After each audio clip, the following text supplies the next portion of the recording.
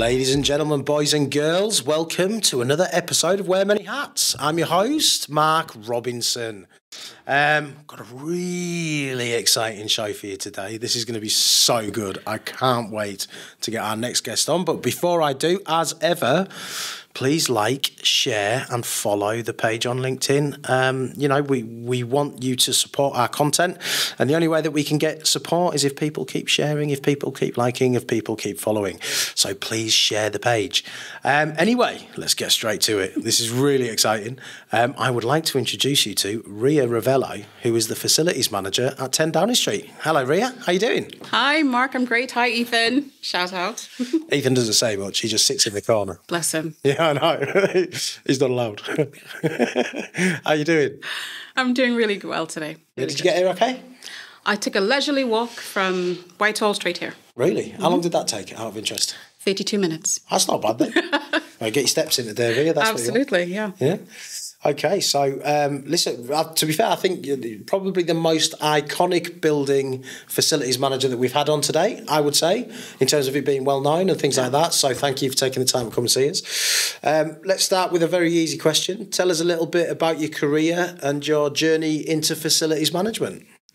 Well, it started really slowly. I moved to the UK in 2004. Right. Showing my age now, sorry. No, that's fine. I started off in the hotel industry. Oh, really? Yep. I did a bit of front of house, did a bit of reservations, did a bit of concierge. Yeah.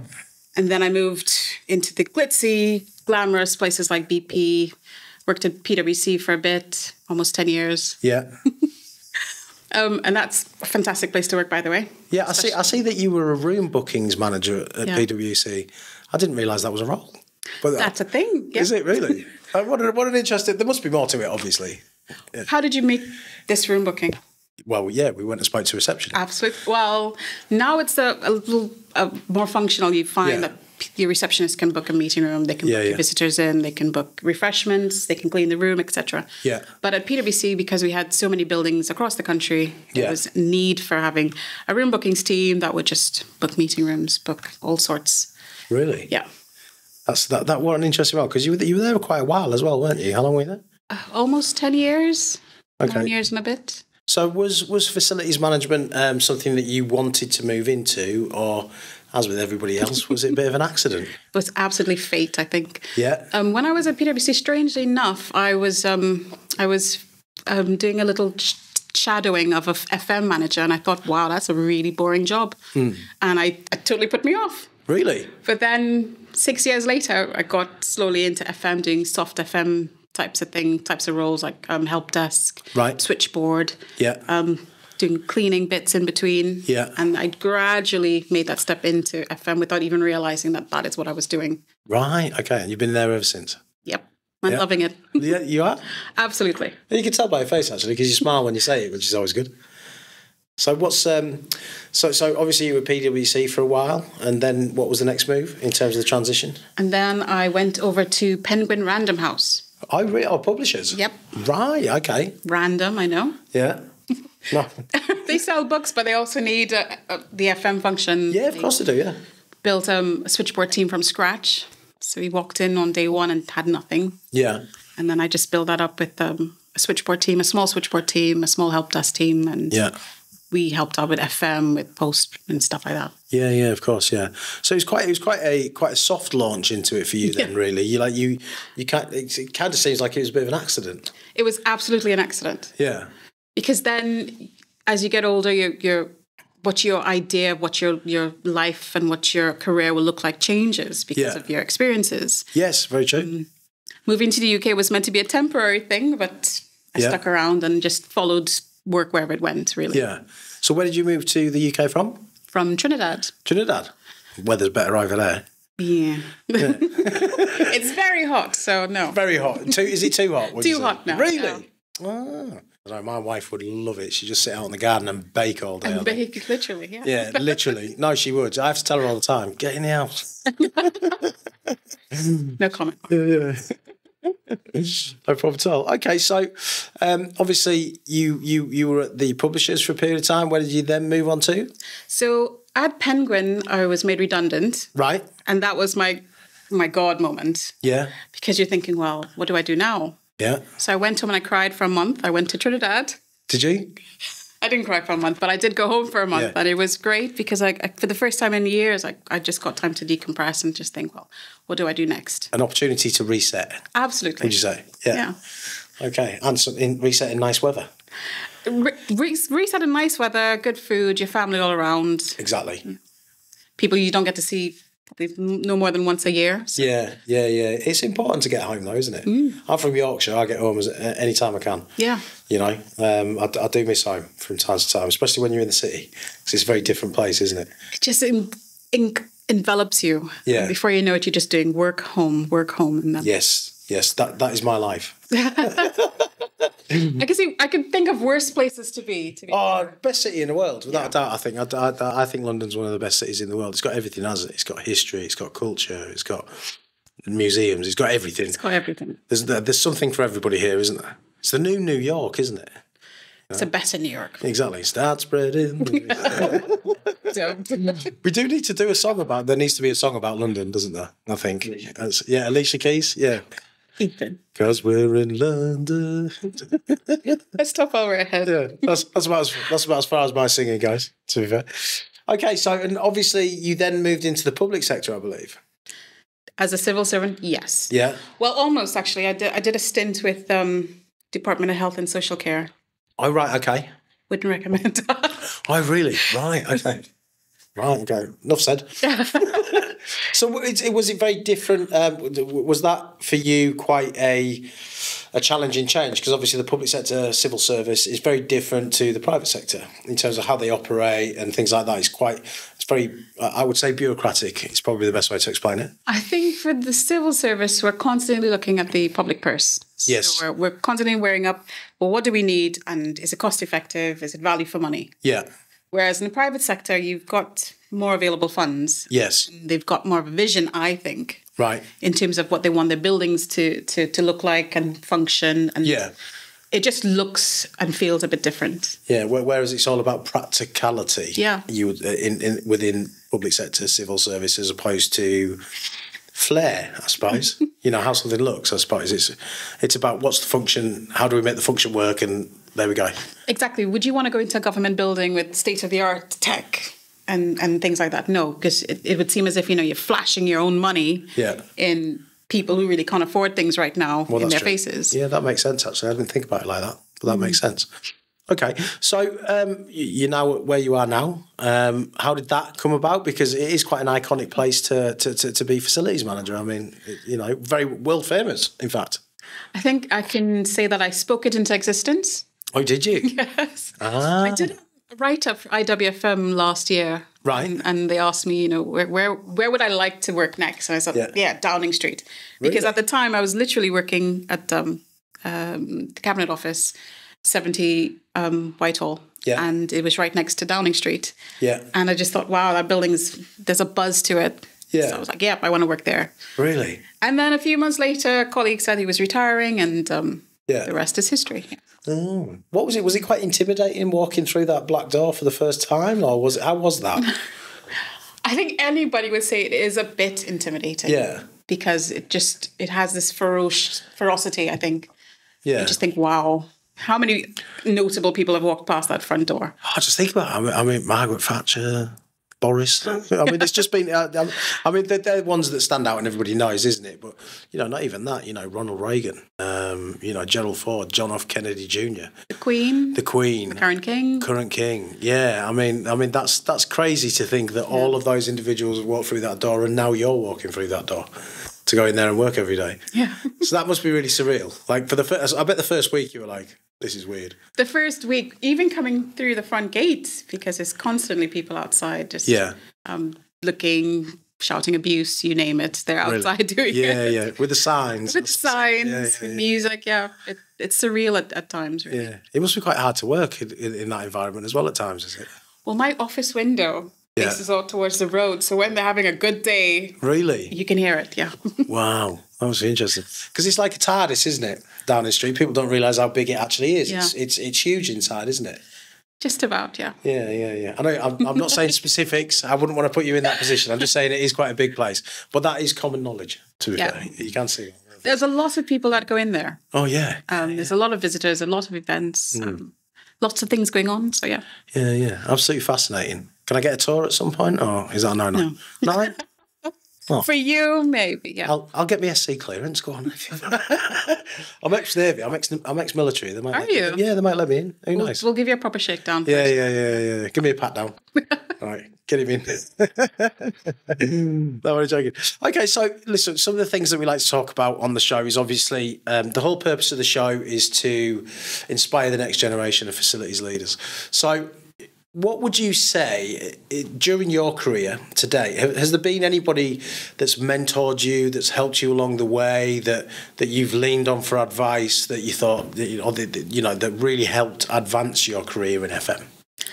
There are numerous people. Oh, really? Done that. Right. Do you know? I think I've got this attitude where if you don't ask, you don't get. Yeah, I agree. If I have a problem, I'm going to ask for help. Yeah. And because I'm so open. Yeah, I've mentored people going up. I always want to make sure that people on my team are doing the best that they can do. Yeah. That they're looking at the courses that we've got available, that they're looking at their careers. Where do you see yourself? It mightn't be in FM. It could be anywhere, really. Yeah. The good thing about FM is that we have transferable skills. Agreed. You can start from anywhere and you pick up. You can go anywhere.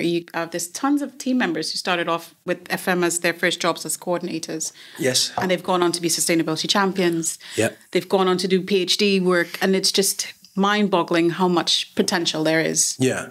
With a facilities-minded brain. Yeah. So I've had a lot of strong women in my corner pocket, people who've helped and looked at my career and helped me to think about what I'm doing. Yes. Take a step back and think, okay, well, what's the response to this? What's the question, firstly? Yeah. What's your dilemma? How do you fix it? Make you think for yourself. And they're there for support and advice. Yeah. So it's good to surround yourself with like-minded people. Agreed. It's good to ask for help when you need it. You're not an island. People here have different experiences. I might come to you and say, Mark, what are your thoughts on this? Yeah. This conundrum. Yeah. And you never know. No, because it's all down to interpretation, isn't it? We all view the world differently. Absolutely. Which is why it's great to get a real broad church of opinions and things like that, because there might be something in there that you just never thought of, which is really important. Exactly. Okay, so what advice would you give to somebody who was interested in starting a career in facilities management? What would be the things that you would say to them? I would say be persistent, have an inquisitive mind. Yeah.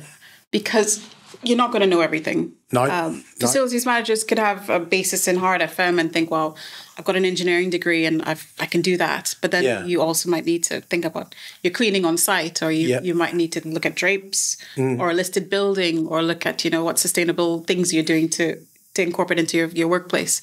So it's such a broad spectrum. Yeah. You need a variety of skills. So just be willing to ask questions, to develop yourself. To try and look at the bigger picture, whether that's from your perspective or talking to colleagues or talking to your line manager or just talking to people in your environment and listening to podcasts. And read a lot. So if you're a member of a professional body, they're always going to send out a newsletter. They're always going to have different things to make you think, wow, I've never considered that before. So be willing to ask questions and to be inquisitive. Yeah. So just put yourself out there effectively. Absolutely. Yeah, ask lots of questions. So if you were giving advice to a young girl, that's 18, 19, hasn't done too well in school, wants to start at the bottom in a facilities management role. I'm not saying that you didn't do well in school either, by the way. I'm just saying that, what we find in FM is that, a lot of people come into it and they start, cleaners, want to be building managers, facilities managers, things like that, security officers, things like that. What advice would you give to that young lady that's looking to break into the industry? How would you, if you were doing it now, how would you do it? Like, would you reach out to certain individuals? Would you send a CV out? What route would you take, knowing what you know now? I wouldn't change anything. Right, okay. Only because all of these extra skills I've picked up doing these odd jobs here and there has helped to make me the confident, assertive person I am now with multi-skills. So it's made you more well-rounded? Absolutely. Right, okay. I don't think there's any courses, because I've been looking, any courses in uni or even from an A-levels perspective and upwards that will prepare you to do FM. Right. You could have a basis in engineering or management, for example, but it still doesn't say, yep, this is a job that you can get from school working in FM. Yeah. I think working in FM comes from necessity. Some people might think, wow, I need a job. What can I do? What's out there? Yeah. I would flip the coin and say for people hiring, just have an open mind. Yeah. Your next person coming in as a coordinator could have absolutely zero experience. Yeah. But that vibe you get, or that looking at their CV probably won't have much on it, but might have some volunteering work. You might think, well, that's a skill that you can harness, or you could develop. Yeah. So it's more about hiring managers, taking the chance on younger people who might have the aptitude, just based on having a conversation and seeing I feel that person's vibe. I can hone their untapped skill. Yeah, untapped resources. Bring it to the forefront. Bring out of them what they didn't necessarily think was there in the first place. That mentorship, you need to have that from the get-go, really. Okay. And what about things like networking and things like that? Is that something that you do? And if you do it, how do you do it? What do you do? Okay. Mentoring and did you say mentorship? Networking. Networking. Yeah. Networking, I didn't realize was a thing until I was older. Oh, really? Yeah. You don't look that old now. So you can't have been that old then. But at the time, you're thinking, well, I'm young, I've got a degree, the world's my oyster, I can do anything. Yeah. But I would never network because I was very shy. Oh, really? So a few years ago, after COVID, really, even before COVID, being made redundant, really put things in perspective. I have to go out there. I was sending a million CVs and I didn't get the jobs that I wanted. Yeah. So you have to have that, you have to speak to people, you have to network, you have to say, well, you have to put yourself out on the table and say, well, these are my skills, I need a job, what's out there? Yeah. What can you help me with? That is quite scary though, isn't it? I think if you've never done it before, it is quite an intimidating thing to do, because if you put yourself out there, you're opening yourself up to criticism, I suppose. And rejection. And rejection, nobody likes to be rejected at all. No. So how that is an interesting question, actually. How did you deal with and overcome the rejection that you experienced after that redundancy? What tools did you use to change your outlook and become different, I suppose? I had a good support system. Right. My husband was there. I was saying, well, why don't these companies want me? Well, the ones I wanted, the jobs I wanted. Why don't they want me? And he was like, maybe you're not the right fit for them. It's not you, it's them, Yeah. Right away. Which I know wasn't helpful, but it helped me to kind of put perspective. It makes sense though, doesn't it? To be fair. You can't fit into every organisation. No, of course. You could have the best skills, you could have 10,000 degrees, but it just depends on how you would work with the other team. And fair enough, they're looking out for their best interests, and you do as well. What that dynamic is. Exactly. Yeah. And even now, I think I'm so glad that I got the jobs that I did get. Yeah. Because it taught me a lot of things. Yeah. And it helped me on my way to grow and develop as a person. Yeah, of course, yeah. And it seems that, are you goal orientated by any chance? It's just because of what you said earlier about sort of speaking your current role into existence. Do you set yourself goals? I do now. Right, okay. Is that a new thing? Yeah. Oh, okay. And how long have you been doing that? A few years now. And how is that working for you? Is it something that has proved to be beneficial?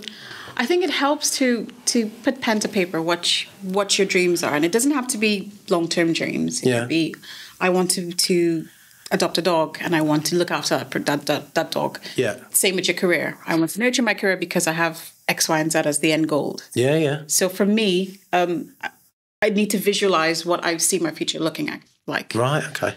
So I've got a little vision board at home. Yeah. And I look at it and I look at my goals and I think, well, I'm this close to achieving this, or I've got some way to go with this. And it helps me to mark where I am. Do you have the end goal on a Post-it note on the bathroom mirror so you see it every day? I've got it next to my bed. Have you? Yeah. Really?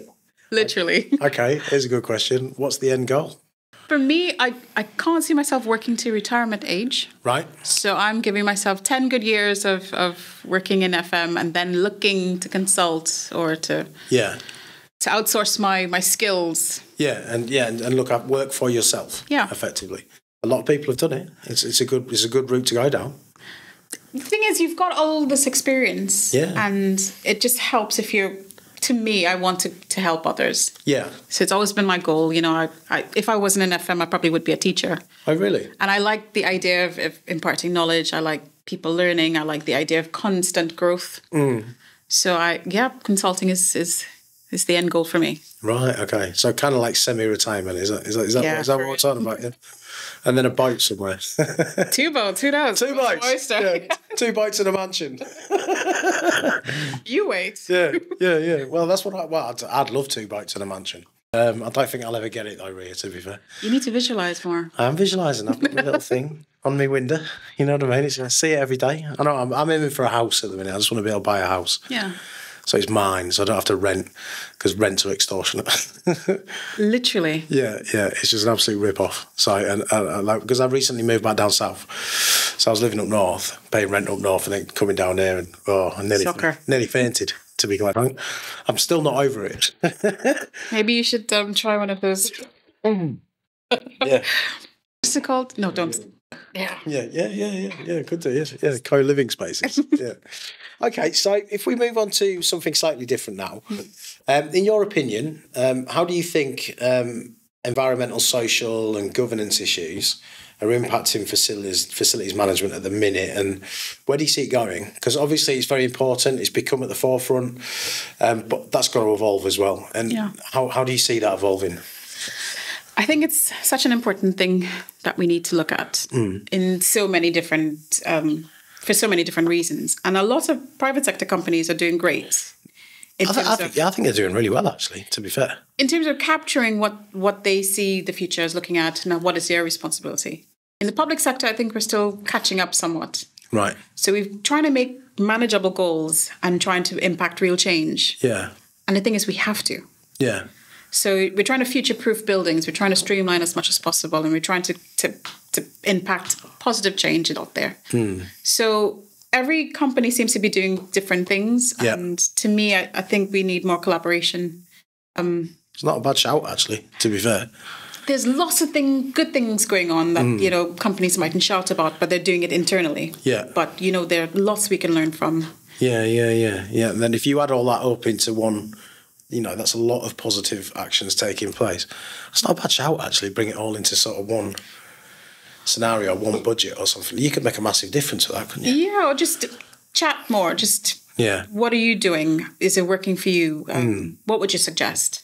Yeah. It's like EV car charging points and things like that. I just think there should be more discussion. Yeah. And it should be open. Do you think maybe sometimes it isn't because companies want a competitive advantage, and ESG is quite an important part of the growth strategy of a business these days? Would you think is that an accurate statement? Do you think? I don't know. I totally agree with you. Yeah, and I totally disagree with why people should think that way or why companies should think that way. I think we should look at ourselves as global citizens. No, I agree. Yeah, and we need to think about the future. What are we leaving for our children? I don't have any children, but if I had children, I would be considering what I'm leaving for them. Yeah, of course, yeah. I've got 3 kids. I worry for what may be left, 40 years down the road, to be fair. Absolutely. I know they're not going to be able to rent a house anymore. You're going to need to visualise 3 houses. Yeah, visualise 3 houses. Without a doubt. Okay, so the environmental aspect is probably the most pertinent piece of the ESG thing right now. How do you think people moving into the industry or looking to join the industry could give themselves an advantage by, I don't know, becoming involved in an environmental activity, whether that's volunteering, whether that's looking at different ways for businesses to invest in environmental issues? Do you think there's a way that they could give themselves a better chance of doing well in the industry by focusing on that? It can't hurt. Yeah. I think if you read enough and if you put yourself out there and you're networking and you're talking to colleagues, you will find ideas and things. I did a carbon literacy program training, right, and it changed my life. I never considered, the impact that I was having on the environment and everything else. Yeah. And because of my learning, I came back to the office and I said, listen, I'm not going vegetarian, but I'm not eating meat at least two days a week. Yeah. And I want us to recycle more. Right. And I'm telling them, I'm showing by what my actions are, what the benefit is if we cut down or if we recycle properly or if we use proper bins for different things. Yeah. So just for me, if you're getting all of this knowledge or you're reading more, or you're trying to be more involved as a person with FM, and you talk about it, about it with your line manager or people that you work with in your work environment, then you can enact change. Yeah, people are inspired by enthusiasm. Oh, I agree. Yeah, enthusiasm sells, as I say all the time. It really, really does. People buy into people that are enthusiastic about what they're doing. I think that's one of the things at the minute, isn't it? It's, we're all kind of doing different things, and there's a lot of enthusiasm for lots of different things. So maybe that sort of comes back once again to let's all club together and do something as a global community. Yeah, I mean, everybody's you're not going to get a buy-in from everyone, but the people that do is enough to initiate real change. It is, yeah. I just wish that this would filter down to communities, local communities. Yeah. I don't know. I think there's more that could be done from a community level. I agree with that as well. I do agree with that, definitely. It's just how you do it, though, isn't it? Like how do you, because communities are they're so different throughout the UK as well in terms of the type of areas they live in. They have different wants, different challenges, different things they need to focus on. That's a very it's such a complex thing to do. In terms of getting it right. I think it starts in schools. Maybe it has to start somewhere. There has to be a hub. Yeah, and it has to be out thinking. Yeah, I mean, I do think that we need to change how schools operate in terms of, because it's very like the old Victorian times, isn't it? They're sitting in lines getting ready for the factories, but there's not really factories anymore, is there? Do you know what I mean? But that's what education used to be. That's what it was. It was priming them to go into a work environment, but the work environment was based around factories, cotton mills, and things like that. But the education system right now hasn't really changed that much. No, to think it, because I say to my daughter all the time, because she struggles a little bit in school. She's got other skills, do you know what I mean? She's not academically great, and I love that Albert Einstein statement, do you know what I mean? Where he says, if you judge a goldfish by its ability to climb a tree, the goldfish will achieve nothing. It's true. It is really, really true. And I say that to my daughter and she has no idea what I'm talking about. But the reality is, it is true. We all have different skills, and it's about finding out what that skill is and how that fits into society. Suppose. We went completely off kilter there, I think, as well. To be fair, didn't we? Okay, so sticking with facilities management, how do you stay informed about new developments and trends in the industry? What do you tend to do? I just go out and go to other sites, really. Oh, really? I literally invite myself to places. Really, do you? Yes. Well, like government facilities or government, private sector. Oh, really? Just hotels, yeah. Oh, really? You can glean information from anywhere. That's true. Or you could think, wow, look at their bins. That's impressive. What are you guys doing differently? I just strike up a conversation with anybody, and you just take away a lot, I think. Yeah. Did you ever outwardly reach out to the facilities managers or buildings managers and say, can I pop and see your building for an hour? Yes. Do you? What type of reaction do you get for that, out of interest? Lots. People love talking about themselves and their buildings. This is very true, yeah. As you found. Yeah, very true. Very, very true indeed.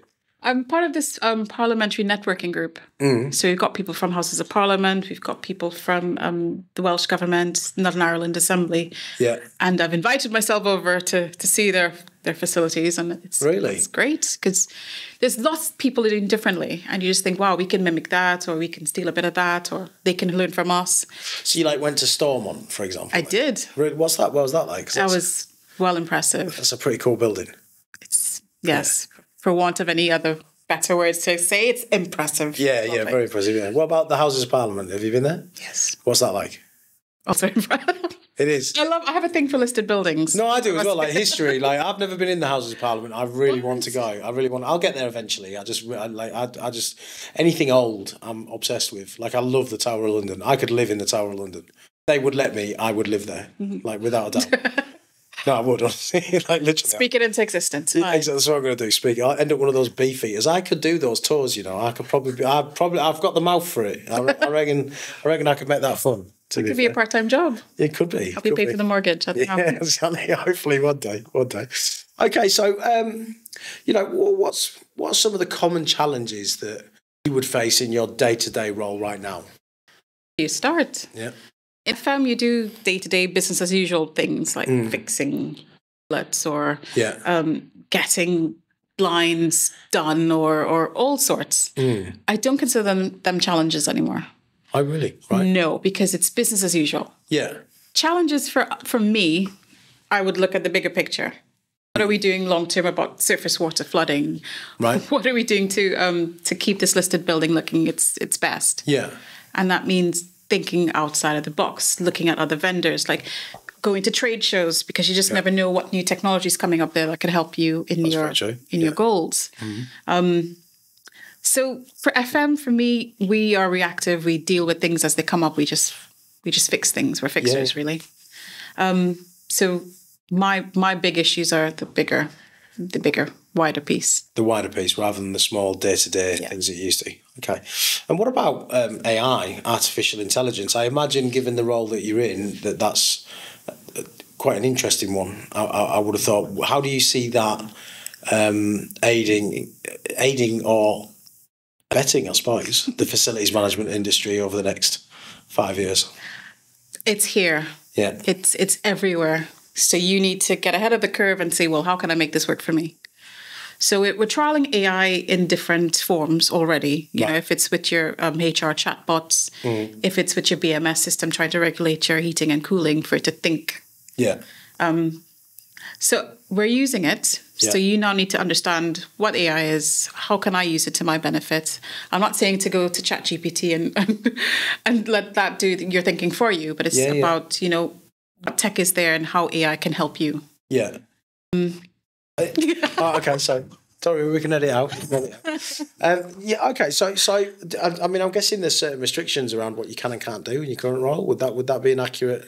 That is accurate. Yes, you probably have to be quite careful about the type of technology that you perhaps choose to put in front of your internal client. I suppose there's probably things that you need to avoid and blah blah blah. So you probably have to be quite careful. We are always very careful. Yeah. You never know who's listening. Yes. Yeah. Bugs. There are. It's a thing. Yeah. No, it is. Yeah. Well, it probably gets screened regularly, does it? I would assume. Yeah. We do. For AI, we use it in different forms. Yeah. Already. Yeah. And if we were to employ it to do more heavy lifting, then it definitely would be down to scrutiny. Yeah. And it would just depend on the application itself. Yeah. Of course. Yeah. It's crazy. But we are trying to get ahead of the curve, and we're trying to use it to impact change. Yeah. At my building. So how far away do you think we are from my toaster being able to make me toast without me asking for it? I think 3 to 5 years. Really. 3 to 5 years? Joey? I'm part of an innovation team that looks at things like AI and how. Oh, are you really? Yes, it's Virgin Media. Shout out to Virgin Media Innovation Group. Any things you can tell us about that might be coming down the pike in the next couple of years? You can talk about? No? Okay. But just to say, AI is a big thing. It's moving at an exponential rate. Yes. And it's here. Yeah, of course, yeah. So be aware of it, be mindful of it, and learn what you can about it effectively. Exactly. Okay, no problem at all. All right then. So what's the most difficult time that you've had in your career in FM to date? Say. I have that personality where I don't see it as a difficult. I think barring COVID, barring bridges, we seem to be able to deal with that because you've got processes in place, you've got common sense. And you could just get a problem and just find ways to resolve things. Yeah, of course. But other than that, it's just work. And it's just how you deal with it and just having a positive attitude and having people you can call on. So knowing who your resources are and having open communications has just helped. Yeah. So being open, open to different viewpoints, different ways of working and things like that has helped you effectively whenever you found yourself in a difficult scenario. Absolutely. And mentors, I'm guessing. You've been able to ring people and say, oh, how do I deal with this? And that's the best part of having, a good networking group or having a good team behind you. Yeah. You're not afraid to ask questions, not afraid to sound silly. Yeah. You want to fix something, and they're always willing to listen and always willing to impart any of their advice. I know all about sounding silly, Ria. I do that all the time. Too, okay, so what's the one thing are you the most proud of in your career today? Because there must be something that really stands out for you as I'm really happy about that. There's so many little things. Yeah, because there's got to be one where you think, you know, where you got home with the husband and you were like, right, we're having a bottle of wine tonight. You know, that kind of scenario. We're celebrating this. This is a big achievement. I'm so proud of myself. Let's have a bottle of wine. Earlier on in my career, while I was building up to being in FM, I gave a presentation about room bookings. Right. To about 250 people, and it was the first time. That's daunting. That is daunting. 250 people. It was standing room only. Yeah. It was the first time I'd actually gone up on a stage and said, well, this is what we're doing. We're having some problems, but we're fixing it, and this is ways we can get help in different bits. And that was hands down my most humbling and most exhilarating moment in my career so far. Yeah. I mean, I've done lots of things, but that is the one. That's scary, isn't it, when you've got that amount of... That's AI for you. AI. Always listening. Listening to us. It is scary, though, when you think about it, that, you know, like 250 people. I've stood up in front of quite large crowds and given presentations. And it is daunting, you know, because they all kind of lead into each other, don't they? And it's like it becomes this one massive blob of humanity, you know. I had my little cliff notes and everything, but I didn't need it in the end, because once you know your subject matter, you just think, well, I'm just going to talk to these people. Yeah. Well done you for getting up and doing it, you know, without the experience. That takes a lot of courage. And, you know, sort of conversely as well, you know, are there any regrets in your career, you know, things that you would have done differently if you had the opportunity to redo it? No regrets. No regrets? No. Good on hard. Yeah. Everything has led... All of my experiences, they've not always been great. I've had a lot of setbacks. I've had rejections. Yeah. But... everything has helped me to get to where I am today and to where I will go next. Really? Yeah. So do you have another building that you're speaking into existence as we speak? Or I'm always looking at stage 2, you know. Really? Because I love learning. I love to find out what makes that building work and what makes that tick. And just lots of buildings I think, wow, I could do some damage in there. Good damage. Am I going to look at your LinkedIn in 3 years and you're the facilities manager of the White House? Give it a year, wait for me. No. You're just doing a tour of every head of state building in the world, you know? That'd be quite cool. If anybody could do it, I can do it. Yeah. So no, fair play to you. Fair play to you.